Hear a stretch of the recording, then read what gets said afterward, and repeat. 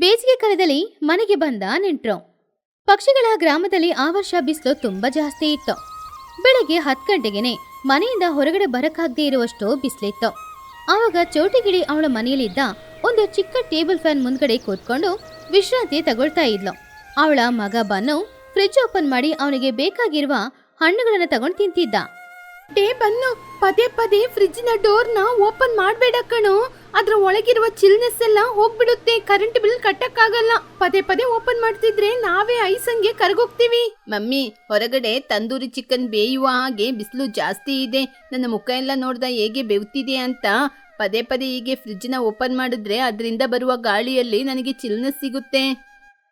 ಆವಾಗ್ಲೇ calling bell ಶಬ್ದ ಕೇಳಿಸ್ತು. ಚೋಟು ಇಷ್ಟಾನೇ ಇಲ್ದೆ ಹೋಗಿ ಬಾಗಿಲನ್ನ ತೆರೆದ್ಲ. ಆವಾಗ ಅವಳ ಮನೆ ಹೊರಗಡೆ ಚಿಚುಕಾಗೆ ಟುನಿಗುಬ್ಬಚ್ಚಿ ಅವರ ಮಕ್ಕಳಾದ ಚಿನ್ನುಕಾಗೆ ಹಾಗೂ ಬುಜ್ಜಿಗುಬ್ಬಚ್ಚಿ ನಿಂತ್ಕೊಂಡಿದ್ರು. ಅವ್ರಿಗೆ ಬೆವ್ರ್ತು ಸುರಿತಾ ಇತ್ತು.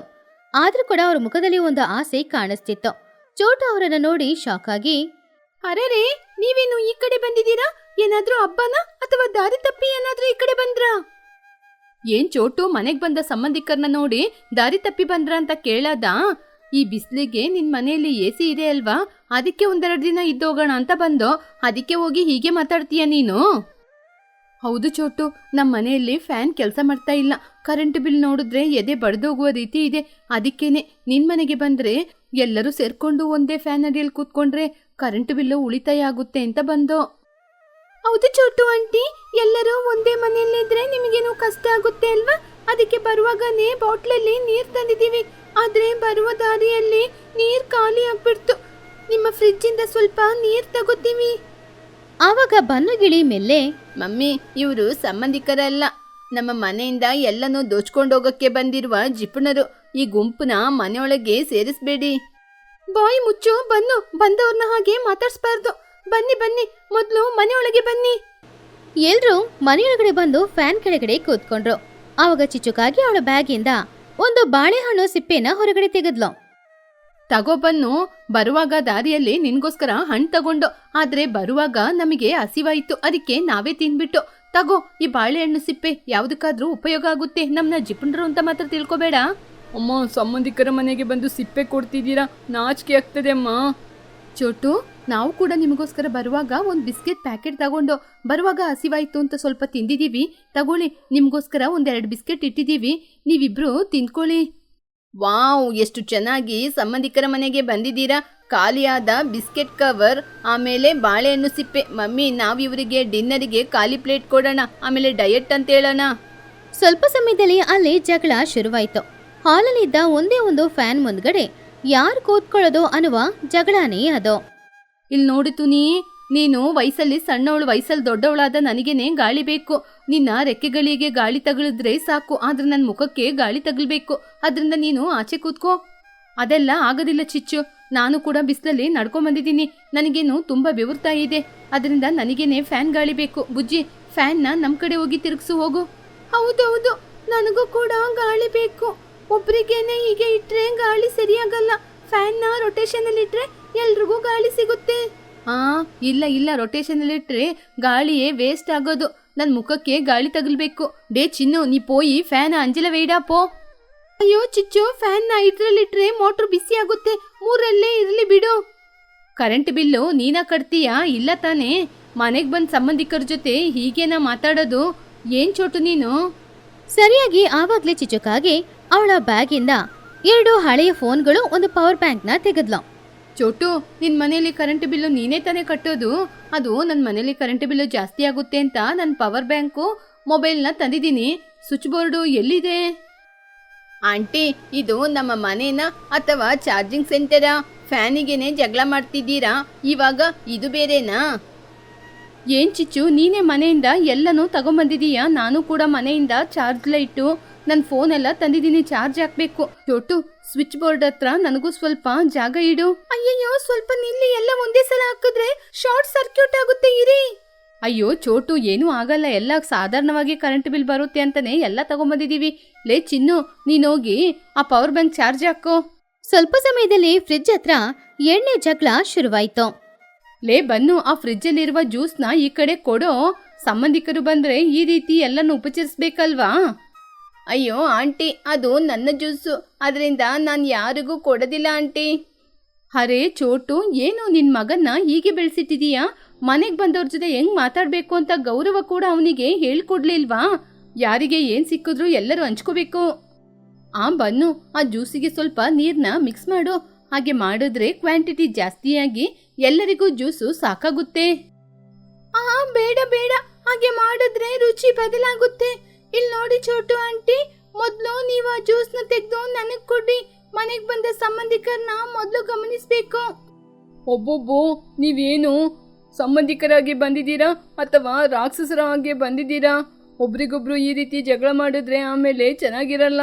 ಜಗಳ ಅಲ್ಲ ಕಣೋ, ಇದು ರಿಸರ್ಚ್ ಅಲೋಕೇಶನ್. ಚೋಟು, ಈ ಬಾಟಲ್ನ ನಾನು ಇಟ್ಕೋತೀನಿ. ಪ್ರತಿಯೊಬ್ಬರು ಒಂದೊಂದು ಗುಟಕ್ ಕುಡಿದ್ರೆ ಸಾಕಾಗುತ್ತೆ. ಯಾರು ಜಾಸ್ತಿ ಕುಡಿತಿರೋ ಅವ್ರು ನಾಳೆ ನನ್ನ ಮನೆಗೆ ಬಂದು ಪಾತ್ರೆ ತೊಳಿಬೇಕು. ಬನ್ನು ಕೋಪದಿಂದ ಜ್ಯೂಸ್ ಬಾಟಲ್ನ ಕಿತ್ಕೊಂಡು, ಇದನ್ನ ಯಾರೂ ಕುಡಿಯೋದ್ ಬೇಡ, ಇದು ನನ್ನ ಜ್ಯೂಸು, ನಿಮ್ಮ ಜಿಪುಣತನವನ್ನು ಇಲ್ಲಿ ತೋರ್ಸೋದ್ ಬೇಡ. ಜಗಳ ಇನ್ನೂ ನಿಲ್ಲೇ ಇಲ್ಲ. ಇವಾಗ ಸ್ನಾನ ಮಾಡುವ ಜಾಗದಲ್ಲಿ ಜಗಳ. ಚೋಟು, ಹೊರಗಡೆ ಇರುವ ಬಿಸಿಲಿಗೆ ಮೈಯೆಲ್ಲ ಸುಡ್ತಾ ಇದೆ. ನಾನು ಬುಜ್ಜಿ ಸ್ನಾನ ಮಾಡಬೇಕು. ನಮಗೆ ಸ್ವಲ್ಪ ತಣ್ಣೀರು ಕೊಡ್ತೀಯಾ? ಫ್ರಿಜ್ಜಿಂದ 2 ಐಸ್ ಕ್ಯೂಬ್ ತೆಗೆದು ಹಾಕು. ಆವಾಗ ಸ್ನಾನ ಮಾಡುವಾಗ ನೀರು ತುಂಬಾನೇ ತಂಪಾಗಿರುತ್ತೆ. ಎಲ್ಲರೂ ಒಂದೊಂದು ಬಕೆಟ್ ನೀರಲ್ಲಿ ಸ್ನಾನ ಮಾಡಿದ್ರೆ ನೀರು ವೇಸ್ಟ್ ಆಗುತ್ತೆ.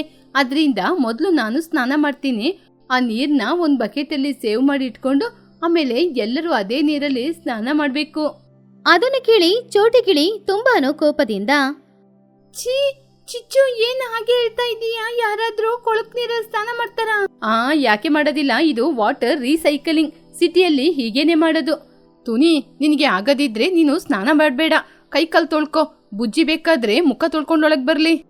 ಅಯ್ಯೋ ಹಾಳಾದವಳೆ, ನಾನೇನು ನಿನ್ನ ಹಾಗೆ ವಯಸ್ಸಾದವಳಾ? ಚೋಟು, ನನಗೆ ಫ್ರೆಶ್ ಆಗಿರುವ ನೀರು ಬೇಕು. ನನ್ನ ಮನೆಯಿಂದ ಸೋಪು ಶ್ಯಾಂಪು ಏನೂ ತಂದಿಲ್ಲ. ನನಗೆ ಸ್ನಾನಕ್ಕೆ ಅದು ಕೊಡಬೇಕು. ಚೋಟು, ನನಗೆ ನಿನ್ ಜೊತೆ ಇರುವ ಕಾಸ್ಟ್ಲಿಯಾದ ಶ್ಯಾಂಪು ಕೊಡು. ನಾನು ಜಾಸ್ತಿ ಹಾಕ್ಕೊಳ್ಳಲ್ಲ, ಸ್ವಲ್ಪನೇ ಹಾಕೊಂಡು ಕೊಟ್ಬಿಡ್ತೀನಿ. ಆಮೇಲೆ ಸ್ನಾನಕ್ಕೆ ಟವಲ್ ಕೂಡ ಕೊಡು, ನಾನು ತಂದಿಲ್ಲ. ಆಮೇಲೆ ನಿನ್ಗೆ ನಾನು ಒಗ್ದು ಕೊಟ್ಬಿಡ್ತೀನಿ. ಮಮ್ಮಿ, ಇವರು ನಮ್ಮನ್ನ ಒಂದು ಗತಿ ಕಾಣಿಸ್ಲಿಕ್ಕೆ ಬಂದಿರೋದು. ತುನಿ ಆಂಟಿ ಒಂದು ಬಿಸ್ಕೆಟ್ ಕೊಟ್ಬಿಟ್ಟು ನಮ್ಮ ಜೊತೆ ಸೋಪ್ ಕೇಳ್ತಾ ಇದ್ದಾರೆ. ಚಿಚ್ಚು ಅತ್ತೆ ಬಾಳೆನ್ ಸಿಪ್ಪೆ ಕೊಟ್ಬಿಟ್ಟು ಶ್ಯಾಂಪ್ನ ಕೇಳ್ತಾ ಇದ್ದಾರೆ. ಮಧ್ಯಾಹ್ನ ಊಟ ಮಾಡುವ ಸಮಯಕ್ಕೆ ಚೋಟಿಗಿಳಿ ಎಲ್ರಿಗೂ ಅನ್ನ ಬಡಿಸಿದ್ಲು. ಅವಳು ಒಂದೇ ಒಂದು ಆಮ್ಲೆಟ್ ಮಾತ್ರ ಮಾಡಿದ್ಲು. ಏನ್ ಚೋಟು, ಒಂದೇ ಒಂದು ಆಮ್ಲೆಟ್ ಮಾಡಿದೀಯಾ? ನಾವು ನಿನ್ ಮನೆಗ್ ಬಂದ ಸಂಬಂಧಿಕರು ಬಂದಾಗ ಚಿಕನ್ ಮಾಡ್ಬೇಕಲ್ವಾ? ಇಲ್ಲ ಚಿಚ್ಚು, ನೀವೆಲ್ಲರೂ ಜಿಪ್ಪುಂಡ್ರಲ್ವಾ, ಅದಕ್ಕೇನೆ ನಾನು ಒಂದೇ ಒಂದು ಆಮ್ಲೆಟ್ ತಂದಿದ್ದೀನಿ. ನೀವೆಲ್ಲರೂ ಇದನ್ನ ಸಮಾನವಾಗಿ ಲೆಕ್ಕಾಚಾರ ಮಾಡಿ ಹಂಚ್ಕೊಳ್ಳಿ. ಇದು ತುಂಬಾನೇ ಮೋಸ. ಇದರಲ್ಲಿರುವ ಯೆಲ್ಲೋ ಪಾರ್ಟ್ ನನಗೆ ಬರಬೇಕು, ಯಾಕೆಂದ್ರೆ ನಂಗೆ ವಿಟಮಿನ್ ಕಮ್ಮಿ. ಬೇಡ ಅಮ್ಮ, ಚಿಚ್ಚು ಆಂಟಿಗೆ ಆಮ್ಲೆಟ್ ವೈಟ್ ಕೊಡು. ಯಾಕೆಂದ್ರೆ ಅವ್ರಿಗೆ ಕ್ರಿಸ್ಪಿ ಆಗಿರೋದು ತುಂಬಾ ಇಷ್ಟ ಅಲ್ವಾ? ಇಲ್ಲ, ನಾನೇ ತಾನೇ ತೋಟದಲ್ಲಿ ತರಕಾರಿ ಚೆನ್ನಾಗಿ ಬೆಳೆಯುತ್ತೆ ಅಂತ ಇಲ್ಲಿ ಕರ್ಕೊಂಡ್ಬಂದಿದ್ದು. ಅದರಿಂದ ಆಮ್ಲೆಟ್ ನನಗೆ ದೊಡ್ಡ ಪೀಸ್ ಬೇಕು. ಲೇ ಚಿನ್ನು, ಆ ಪ್ಲೇಟಲ್ಲಿರುವ ಆಮ್ಲೆಟ್ನ ಕಾಪಾಡೋ. ಅಯ್ಯೋ ಅಮ್ಮ, ಒಂದು ಸಣ್ಣ ತುಂಡು ಆಮ್ಲೆಟಿಗೋಸ್ಕರ ಇಷ್ಟೆಲ್ಲ ಜಗಳ ಆಡ್ಬೇಕಾ? ಸಾರಿ ಆಂಟಿ, ನಮ್ಮ ಅಮ್ಮನಿಗೆ ಹುಚ್ಚಿಡ್ದಿದೆ. ಜಗಳ ಇವಾಗ ತುಂಬಾ ಜಾಸ್ತಿ ಆಗ್ತಾ ಇತ್ತು. ಒಬ್ರನ್ನೊಬ್ರು ಹೊಡೆಯೋ ತನಕ ಹೋಯ್ತು. ಆವಾಗ ಬನ್ನೊಂದು ಐಡಿಯಾ ಮಾಡ್ದ. ಮಮ್ಮಿ, ನನಗೆ ಅರ್ಥ ಆಯ್ತು. ನಮ್ಮ ಮನೆನ ಹಾಳು ಮಾಡಬೇಕು ಅಂತಾನೆ ಇವರು ಬಂದಿದ್ದಾರೆ. ಸಂಬಂಧಿಕರ ಹೆಸರಲ್ಲಿ ನಮ್ಮ ಮನೆಗೆ ಬಂದು ಸೋಪು ಶ್ಯಾಂಪು ಎಲ್ಲವನ್ನು ಉಪಯೋಗ ಮಾಡ್ತಾ ಇದ್ದಾರೆ. ಇವರಿಗೆ ಸರಿಯಾದ ದಾರಿ ಕಲಿಸ್ತೀನಿ ರೀ. ಬನ್ನು ಸ್ಟ್ರೈಟ್ ಆಗಿ ಇಬಿ ಬಾಕ್ಸ್ ಹತ್ರ ಹೋಗಿ ಪವರ್ನ ಕಟ್ ಮಾಡ್ದ. ಇವಾಗ ಮನೆಯಲ್ಲಿ ಕರೆಂಟ್ ಹೋಯ್ತು. ಫ್ಯಾನ್ ಕೂಡ ರನ್ ಆಗ್ತಾ ಇಲ್ಲ. ಆದ್ರಿಂದ ಎಲ್ರಿಗೂ ತುಂಬಾ ಸೆಕೆ ಆಗ್ತಾ ಇತ್ತು. ಅಯ್ಯಯ್ಯೋ ಚೋಟು, ಏನು ಗಾಳಿ ಬರ್ತಾ ಇಲ್ಲ? ನನ್ನ ಮೊಬೈಲಲ್ಲಿ ಚಾರ್ಜಿಂಗ್ ಆಯ್ತಾ? ಅಯ್ಯಯ್ಯೋ, ಬಿಸ್ಲಿಗೆ ಎಲ್ಲಾದ್ರೂ ಟ್ರಾನ್ಸ್ಫಾರಮ್ ಹೋಗಿರುತ್ತೆ. ಕರೆಂಟ್ ಇಲ್ಲದಿದ್ರೆ ಮನೆಯೊಳಗೆ ಇರ್ಲಿಕ್ಕಾಗೋದಿಲ್ಲ. ಬನ್ನಿ, ಹೊರಗಡೆ ಹೋಗಿ ಮರದ ಕೆಳಗೆ ತಂಪಾಗಿ ಕೂತ್ಕೊಳ್ಳೋಣ. ಅಯ್ಯಯ್ಯೋ, ಹೊರಗಡೆ ಇರುವ ಬಿಸ್ಲಿಗೆ ಹೊರಗಡೆ ಹೋದ್ರೆ ನಾವು ಕರಿ ಆಗ್ತೀವಿ. ಕರೆಂಟ್ ಇಲ್ದೆ ಇಲ್ಲಿದ್ದು ಏನ್ ಪ್ರಯೋಜನ? ಹೌದು ಆಂಟಿ, ಇವಾಗ ಕರೆಂಟ್ ಬೇರೆ ಇಲ್ಲ. ಫ್ರಿಜ್ಜಲ್ಲಿರುವ ನೀರೆಲ್ಲ ತಂಪು ಹೋಗಿ ತುಂಬಾ ಬಿಸಿ ಬಿಸಿಯಾಗಿದೆ. ಚಾರ್ಜಿಂಗ್ ಬಿಲ್ ಕೂಡ ಜಾಸ್ತಿ ಬರುತ್ತೆ. ಸರಿ, ಇವಾಗ ಇರ್ತೀರಾ ಅಥವಾ ಹೊರಡ್ತೀರಾ? ಚಿಚುಕಾಗೆ ಫೋನು ಪವರ್ ಬ್ಯಾಂಕ್ ಬ್ಯಾಗ್ ಎಲ್ಲ ಎತ್ಕೊಂಡು, ಅಯ್ಯಯ್ಯೋ, ಕರೆಂಟ್ ಇಲ್ದೆ ಈ ಮನೆಯಲ್ಲಿ ನಮ್ಮಿಂದ ಮಾತ್ರ ಇರ್ಲಿಕ್ಕೆ ಸಾಧ್ಯನಾ? ಇಲ್ಲೇ ಇದ್ರೆ ನಮ್ ಗಂಟ್ಲೆಲ್ಲ ಒಣಗೋಗುತ್ತೆ. ಬಾತುನಿ, ನಾವು ಮನೆಗೆ ಹೋಗಿ ನಮ್ಮನೆಯಲ್ಲೇ ಫ್ಯಾನ್ ಹಾಕೊಂಡು ಕೂತ್ಕೊಳ್ಳೋಣ. ಹೌದು ಮಮ್ಮಿ, ಇಲ್ಲೇ ಇದ್ರೆ ಈ ಬಿಸ್ಲಿಗೆ ಸುಟ್ಟು ಬೂದಿ ಆಗ್ಬಿಡ್ತೀವಿ. ಬನ್ನಿ ಮಮ್ಮಿ, ಹೊರಡೋಣ. ಚೋಟು, ನಿನ್ನ ಆಮ್ಲೆಟ್ ಕೂಡ ನಮಗೆ ಸಾಕಾಗಿಲ್ಲ. ಮುಂದಿನ ಸಲ ಎಸಿನ ರೆಡಿ ಮಾಡ್ಕೊಂಡು ನಮ್ನ ಕರಿ. ಹಾಗೆ ಮನೆಗೆ ಬಂದ ನೆಂಟರುಗಳು ಎಲ್ರು ಕೂಡ ಸೆಕೆ ತಡ್ಕೊಳಕ್ಕಾಗದೆ ತುಂಬಾನೇ ಕೋಪದಿಂದ ಅಲ್ಲಿಂದ ಮನೆಗೆ ಹೋದ್ರು. ಆಮೇಲೆ ಬನ್ನು ಹೋಗಿ ಪುನಃ ಪವರ್ನ ಆನ್ ಮಾಡ್ದ. ಇವಾಗ ಇಬ್ರು ಮನೇಲಿದ್ದ ಫ್ಯಾನ್ ಮುಂದ್ಗಡೆ ಕೂತ್ಕೊಂಡಿದ್ರು. ಲೇ ಬನ್ನು, ನೀನು ಗ್ರೇಟ್ ಕಣು. ಆ ಜಿಪ್ಪುಣರಿಂದ ನನ್ನ ತಲೆನೇ ಹೋಗುವ ರೀತಿ ಇತ್ತು. ಇಂಥ ಜಿಪ್ಪುಣ ಸಂಬಂಧಿಕರು ಬಂದ್ರೆ ನಮ್ಮ ಮನೆಯಲ್ಲಿ ಇರ್ಲಿಕ್ಕಾಗಲ್ಲ.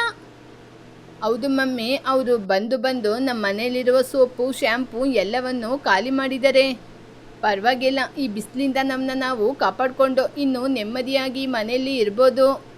ಚೋಟು ಬಾನು ಇಬ್ರು ಫ್ಯಾನ್ ಕೆಳಗಡೆ ಕೂತ್ಕೊಂಡು ಚಿಲ್ ಅಂತ ಜ್ಯೂಸ್ ಕುಡಿತಾ ಇದ್ರು. ಈ ಕಥೆಲಿರುವ ನೀತಿ ಏನು ಅಂದ್ರೆ, ಜಿಪುಣತನ ಒಬ್ಬ ಮನುಷ್ಯನನ್ನ ಸ್ವಾರ್ಥಿಯಾಗಿ ಬದಲಾಯಿಸುತ್ತೆ. ಜಾಸ್ತಿ ಆಸೆ ಪಟ್ಟು ಇನ್ನೊಬ್ರಿಗೆ ಕಷ್ಟ ಕೊಡಕ್ ಹೋದ್ರೆ ಕೊನೆಗೆ ನಷ್ಟ ಆಗೋದು ನಮ್ಗೆ. ಬಂಧು ಬಳಗದ ಮನೆಗೆ ಪ್ರೀತಿಯಿಂದ ಹೋಗ್ಬೇಕೆ ಹೊರತು ಅವ್ರಿಗೆ ಕಷ್ಟ ಕೊಡೋದಕ್ಕೋಸ್ಕರ ಹೋಗ್ಲೇಬಾರ್ದು. ಪಕ್ಷಿಗಳ ಗ್ರಾಮದಲ್ಲಿ ಈ ಸಲ ಬಿಸಿಲು ತುಂಬಾನೇ ಜಾಸ್ತಿ ಇರೋದ್ರಿಂದ ಪಾಪ ಅಲ್ಲಿರುವ ಮರಗಳು ಎಲ್ಲಾನು ಒಣಗಿ ಹೋಯ್ತು. ನದಿ, ಕೆರೆ, ಬಾವಿಯಲ್ಲೂ ಕೂಡ ನೀರು ಎಲ್ಲೂ ಇಲ್ಲ.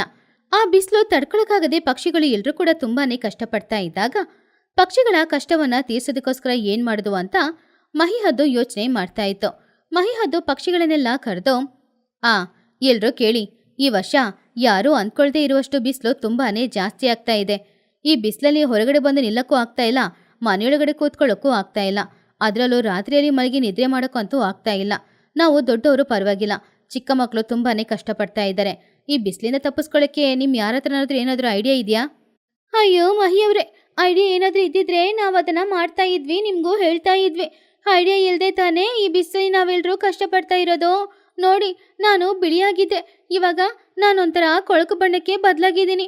ನನ್ನ ರೆಕ್ಕೆಗಳೆಲ್ಲ ಹಾಳಾಯ್ತು. ಎಷ್ಟು ಬೇಜಾರಾಗ್ತಾ ಇದೆ ಅಂತ ಗೊತ್ತಾ? ಕುಹು ಕುಹು ಕುಹು, ಸಾಕ್ ನಿಲ್ಸಲೂಸಿ. ಯಾವಾಗ ನೋಡಿದ್ರೆ ಅಂದದ ಬಗ್ಗೆನೇ ಮಾತಾಡ್ಬೇಡ. ನನ್ನ ಗಂಟ್ಲು ನೋಡು, ಒಣಗೋಗಿದೆ. ನನ್ನಿಂದ ಹಾಡು ಹಾಡಕ್ಕಾಗ್ತಾ ಇಲ್ಲ. ತುಂಬಾ ಕಷ್ಟ ಆಗ್ತಾ ಇದೆ. ಎಲ್ಲಾದ್ರೂ ತಂಪಾಗಿರೋ ಪ್ರದೇಶಕ್ಕೆ ಹೋಗ್ಬಿಡೋಣ ಅಂತ ಅನಿಸ್ತಿದೆ. ಹೌದು ಮಹಿಯವ್ರೆ, ಪಾಪ ನನ್ನ ಮಗ ಬನ್ನು ರಾತ್ರಿ ಇಡೀ ಚೆನ್ನಾಗಿ ನಿದ್ರೆ ಮಾಡೋನು. ಆದ್ರೆ ಈ ಸೆಕೆಗೆ ಅವನಿಗೆ ರಾತ್ರಿ ನಿದ್ರೆನೇ ಬರ್ತಾ ಇಲ್ಲ. ಅವನನ್ನ ನೋಡಿದ್ರೆ ನನಗೆ ತುಂಬಾನೇ ಕಷ್ಟ ಆಗ್ತಾ ಇದೆ. ಹೌದಜ್ಜಿ, ರಾತ್ರಿ ಇಡೀ ನಿದ್ರೆ ಮಾಡಕ್ ಆಗ್ತಾನೇ ಇಲ್ಲ. ಎಷ್ಟು ಕಷ್ಟ ಆಗ್ತಾ ಇದೆ ಗೊತ್ತಾ? ಈ ರೀತಿನ ಹೋದ್ರೆ ಆಮೇಲೆ ಇನ್ನೂ ತುಂಬಾ ಕಷ್ಟ. ನಾನು ಎಲ್ಗಾದ್ರೂ ಓಡ್ ಹೋಗ್ಬಿಡ್ತೀನಿ. ಹೌದು, ನನಗೂ ಕೂಡ ರಾತ್ರಿ ನಿದ್ರೆ ಮಾಡಕ್ ಆಗ್ತಿಲ್ಲ. ಅಮ್ಮನ ಎಬ್ಸಿದ್ರು ಕೂಡ ಅಮ್ಮ ಪಾಪ, ಅವರಿಂದ ಏನ್ ಮಾಡಕ್ಕಾಗುತ್ತೆ? ಅಮ್ಮ, ಈ ಮನೇಲಿ ನಾವಿರೋದು ಬೇಡ ಅಮ್ಮ. ತಂಪಾಗಿರೋ ಜಾಗಕ್ಕೆ ಎಲ್ಲಾದ್ರೂ ಓಡ್ ಹೋಗೋಣ, ಅಲ್ಲಾದ್ರೂ ನಿದ್ರೆ ಮಾಡ್ಬೋದಮ್ಮ. ಅಯ್ಯೋ ಯಾಕಮ್ಮ ಬುಜ್ಜಿ ಆ ರೀತಿ ಹೇಳ್ತಾ ಇದೀಯಾ? ಈ ಬಿಸಿಲಿಂದ ತಪ್ಪಿಸ್ಕೊಳ್ಳಕ್ಕೆ ನನ್ನ ಹತ್ರ ಒಂದು ಐಡಿಯಾ ಇದೆ. ನಾನು ನನ್ನ ಮನೆಯೊಳಗಡೆ ಒಂದು ಎಸಿನ ತಯಾರು ಮಾಡ್ತೀನಿ. ಆ ಎಸಿ ತಯಾರು ಮಾಡಿದ್ರೆ ಮನೆಯೊಳಗಡೆ ತುಂಬಾ ತಂಪಾಗಿರುತ್ತೆ. ಏನು, ಎಸಿ ತಯಾರು ಮಾಡ್ತೀಯಾ? ಮನುಷ್ಯರು ಉಪಯೋಗ ಮಾಡೋದನ್ನ ನಾವು ಹೇಗೆ ಉಪಯೋಗ ಮಾಡೋದು ಚಿಚೋ? ನಾನು ಹೇಳಿದ್ದು ಮನುಷ್ಯರು ಉಪಯೋಗ ಮಾಡುವ ಎಸಿನ ಅಲ್ಲ ಟುನಿ. ನಾನು ಇಲ್ಲೇ ನೈಸರ್ಗಿಕವಾಗಿ ಏನೇನು ವಸ್ತುಗಳು ಸಿಗುತ್ತೆ ಅದನ್ನ ಇಟ್ಕೊಂಡು ಒಂದು ಎಸಿನ ತಯಾರು ಮಾಡ್ತೀನಿ. ಅಂದರೆ ಈ ಬಿದಿರಿನ ಕೊಂಬೆಗಳಲ್ಲಿ ಒದ್ದೆಯಾಗಿರುವ ಎಲೆ, ಬೇರು ಇವುಗಳನ್ನೆಲ್ಲ ಹಾಕಿ ಗಾಳಿ ಬೀಸಿದ್ರೆ ತಂಪಾದ ಗಾಳಿ ಬರುತ್ತೆ ಅಲ್ವಾ? ಆವಾಗ ಹೊರಗಡೆ ಎಷ್ಟೇ ಬಿಸಿಲು ಹೊಡೆದ್ರೂ ಕೂಡ ಮನೆಯೊಳಗಡೆ ಅಂತೂ ಎಸಿ ಹಾಕದ ಹಾಗೆ ಚೆನ್ನಾಗಿರುತ್ತೆ. ವಾವ್ ಚಿಚು, ನೀನು ಕೊಟ್ಟ ಐಡಿಯಾ ಅಂತೂ ತುಂಬ ಚೆನ್ನಾಗಿದೆ. ಆದರೆ ಆ ಎಸಿ ತುಂಬ ದೊಡ್ಡದಾಗಿರಬೇಕು ಅಲ್ವಾ? ಅಷ್ಟು ದೊಡ್ಡದಾಗಿರುವ ಎಸಿನ ಮನೆಯಲ್ಲಿ ಹೇಗೆ ಇಟ್ಕೊಳಕ್ಕಾಗುತ್ತೆ ಹೇಳು? ಮಹಿಯವರೇ, ನಾನು ಮನೆ ಕಟ್ಟುವಾಗಲೇ ತುಂಬ ದೊಡ್ಡದಾಗಿ ಮನೆ ಕಟ್ಕೊಂಡಿದ್ದೀನಿ. ಮನೆಗೆ 2 ಬಾಗಿಲು ಕೂಡ ಇದೆ ಅಲ್ವಾ? ಒಂದು ಬಾಗಿಲಲ್ಲಿ ನಾನು ಹೇಳಿದ ಹಾಗೆಯೇ ಒಂದು ಏರ್ಪಾಡು ಮಾಡಿಡೋಣ. ಹೊರಗಡೆ ಗಾಳಿ ಬೀಸಿದ್ರೂ ಒಳಗಡೆ ತಂಪಾಗಿರುತ್ತೆ. ಇನ್ನೊಂದು ಬಾಗಿಲ ಮೂಲಕ ಒಳಗಡೆ ಹೋಗೋಣ. ಅಮ್ಮ, ನೀನು ತುಂಬ ಗ್ರೇಟ್ ಅಮ್ಮ. ನಿನಗೋಸ್ಕರ ಯೋಚನೆ ಮಾಡಿದೆ, ಊರಲ್ಲಿರುವ ಎಲ್ರಿಗೋಸ್ಕರನೂ ಯೋಚನೆ ಮಾಡ್ತಾ ಇದೆಯಾ? ಹಾಗಾದರೆ ನಾನು ಕೂಡ ನಿನಗೋಸ್ಕರ ಎಲ್ಲ ಸಹಾಯನೂ ಮಾಡ್ತೀನಮ್ಮ. ಹಾಂ, ನಾನು ಕೂಡ ಮಾಡ್ತೀನಿ. ನೀನು ಒದ್ದೆಯಾಗಿರುವ ಎಲೆಗಳು ಬೇಕು ಅಂತ ಹೇಳ್ದೆ ಅಲ್ವಾ? ಅಡವಿಗೆ ಹೋಗಿ ನಾನು ಬುಜ್ಜಿ ಇಬ್ರು ಕೂಡ ಎಲೆಗಳನ್ನು ತಗೊಂಡು ಬರ್ತೀವಿ. ಹಾಂ ಹೌದಮ್ಮ, ತಂಪಾಗಿರಕ್ಕೆ ನಾನು ಏನು ಬೇಕಾದರೂ ಮಾಡ್ತೀನಿ. ರಾತ್ರಿ ಚೆನ್ನಾಗಿ ಮಲಗಿ ನಿದ್ರೆ ಮಾಡಿದ್ರೆ ಸಾಕು. ಚಿಚ್ಚು ಆಂಟಿ ನಾನೂ ಹೆಲ್ಪ್ ಮಾಡ್ತೀನಿ. ಹಾಂ, ನಾನು ಬನ್ನು ಇಬ್ರು ಹೋಗಿ ಆ ಬಿದಿರಿನ ಕೊಂಬೆಗಳನ್ನು ಕಟ್ಟೋದಕ್ಕೋಸ್ಕರ ಬಳ್ಳಿಗಳು ಬೇಕಲ್ವಾ? ಬಳ್ಳಿಗಳು, ದೊಡ್ಡ ದೊಡ್ಡ ಎಲೆಗಳು ಎಲ್ಲನೂ ತಗೊಂಡು ಬರ್ತೀವಿ. ಅಯ್ಯೋ, ಎಲ್ಲರೂ ಸಹಾಯ ಮಾಡುವಾಗ ನಾನು ಮಾತ್ರ ಹೇಗೆ ಸುಮ್ಮನಿರೋದು? ಚಿಚ್ಚು ಹೇಳು, ನಾನು ಕುಹು ಇಬ್ರು ಏನು ಸಹಾಯ ಮಾಡಲಿ? ನೀವಿಬ್ರು ನದಿಗೆ ಹೋಗಿ ಆ ತಾವರೆ ಎಲೆಗಳಲ್ಲೇ ಸ್ವಲ್ಪ ನೀರನ್ನು ತಗೊಂಡು ಬನ್ನಿ. ಆ ಎಲೆಗಳನ್ನು ಯಾವಾಗಲೂ ಒದ್ದೆಯಾಗಿ ಇಟ್ಕೊಂಡ್ರೇನೆ ಗಾಳಿ ಚೆನ್ನಾಗಿ ಬರೋದು. ಹಾಗೆ ಎಲ್ಲ ಪಕ್ಷಿಗಳು ಉತ್ಸಾಹದಿಂದ ಕೆಲಸ ಶುರು ಮಾಡಿದ್ರು. ಚಿಚುಕಾಗಿ ಚಿನ್ನುಕಾಗಿ ಇಬ್ರು ಅಡವಿಗೆ ಹೋದ್ರು. ಅಲ್ಲಿರುವ ಬಿದಿರಿನ ಕೊಂಬೆಗಳನ್ನ ಕಟ್ ಮಾಡಿ ಅದನ್ನ ಪೈಪ್ಗಳ ತರ ತಯಾರು ಮಾಡಿದ್ರು. ಈ ಕಡೆ ಟುನಿ ಹಾಗೂ ಬುಜ್ಜಿ ಇಬ್ರು ಹೋಗಿ ಎಲೆಗಳನ್ನ ತಗೊಂಡ್ ಬಂದ್ರು. ಬಂದ್ರಾ ಟುನಿ, ಬಾ, ಇವಾಗ್ಲೇ ಎಸಿ ತಯಾರು ಮಾಡ್ಬೇಕು. ಒದ್ದೆಯಾಗಿರೋ ಹುಲ್ಲು ಎಲೆಗಳನ್ನ ತಗೊಂಡ್ ಬನ್ನಿ. ಬಿದಿರಿನ ಕೊಂಬೆ ಒಳಗಡೆ ಹಾಕ್ಬೇಕು. ಹೊರಗಡೆ ಬೀಸೋ ಗಾಳಿ ಇದ್ರಲ್ಲಿ ಮುಟ್ಟಿ ಒಳಗಡೆ ಬರ್ಬೇಕು. ಸರಿ ಚಿಚು. ಬುಜ್ಜಿ, ಆ ಒದ್ದೆಯಾಗಿರುವ ಹುಲ್ಲು ಎಲೆ ಎಲ್ಲಾನು ತಗೊಂಡ್ ಬಾ. ಬೇಗ ಈ ಬಿದಿರಿನ ಕೊಂಬೆ ಒಳಗಡೆ ಹಾಕ್ಬೇಕು. ಅಮ್ಮ, ತಗೊಂಡ್ ಬಂದಾಯ್ತಮ್ಮ. ಅದನ್ನ ಮುಟ್ಟಿದ್ರೆ ಎಷ್ಟು ತಂಪಾಗಿದೆ ಗೊತ್ತಾ ಅಮ್ಮ?